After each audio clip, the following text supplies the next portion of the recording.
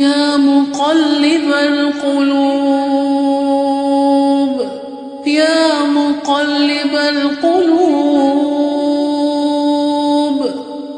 ثبت قلبي على دينك۔ نبی صلی اللہ علیہ وسلم نے فرمایا من یرید اللہ بہ خیرا یفقہہ فی الدین، جس کے ساتھ اللہ تعالیٰ بھلائی کا ارادہ فرماتا ہے اس کو دین کی سمجھ دے دیتا ہے۔ آپ کا چونکہ پہلا دوسرا دن ہے، میری نظر میں آپ نیو بیبیز ہیں، چاہے آپ کی عمر کچھ بھی ہو۔ ہر چیز کا ایک اپنا رنگ ہوتا ہے، ہر کام کرنے کے لیے ایک موڈ ہوتا ہے۔ گھر کے سادے کپڑوں میں ہوتے ہیں تو خوب کام کرنے کو دل چاہتا ہے، جتنا پسینہ نکلے اتنا کام میں دل لگنے لگتا ہے۔ پارٹی میں جانا ہو، شادی میں جانا ہو تو اس کا ایک اپنا گیٹ اپ، ایک اپنا رنگ ڈھنگ ہوتا ہے۔ اسی طرح یاد رکھیے کہ علم کا بھی ایک رنگ ڈھنگ ہوتا ہے۔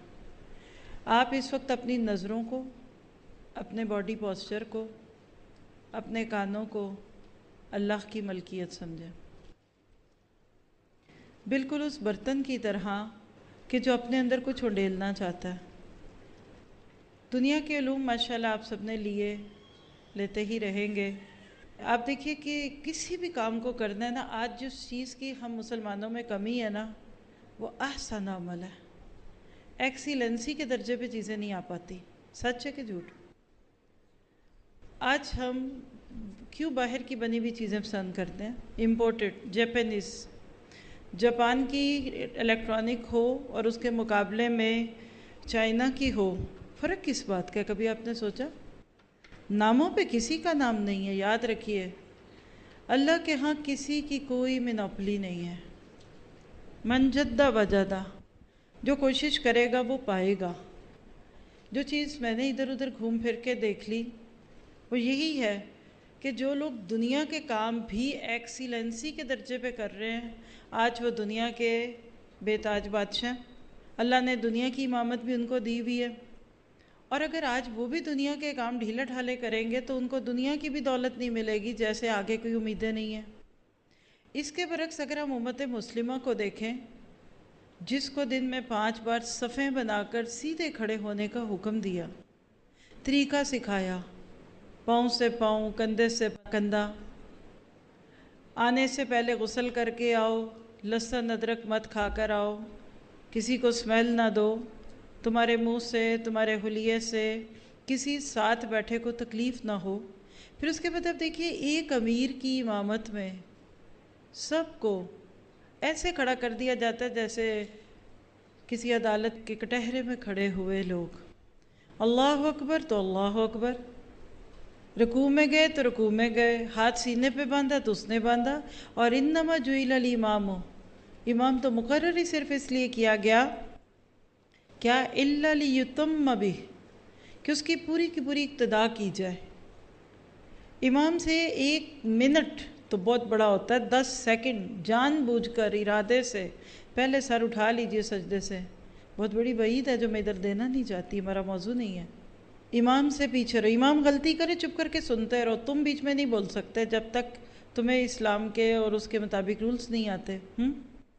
پھر آپ دیکھیے کہ اسلام آپ کو مجھے صبح اٹھنے سے لے کر رات سونے تک ایک ہی پیغام دیتا ہے کہ اگر تم اس دنیا میں بھی آگے بڑھنا چاہتے ہو تو تمہیں کاموں کو آسان درجے پہ کرنا ہوگا۔ اگر جنت کے درجے آسان عمل پہ ہے نا، تو یہ دنیا بھی انہی کی جنت ہے آج، جو ہر کام کو احسان کے درجے پہ کرتے ہیں۔ تو یہ علم کی محفل جو اللہ نے آپ کے میرے لیے سجا دی، یہ ایک فیکٹری ہے، اور اس فیکٹری کا پروڈکٹ کل آپ ہوں گے۔ آپ دیکھیے ایک چیز ہوتی ہے پروڈکشن، ایک لفظ ہوتا ہے پروڈکٹیوٹی، ایک ہے پروڈکٹ۔ جوتوں کی فیکٹری کا پروڈکٹ جوتا ہے، کپڑے کی فیکٹری کا پروڈکٹ کپڑا ہے۔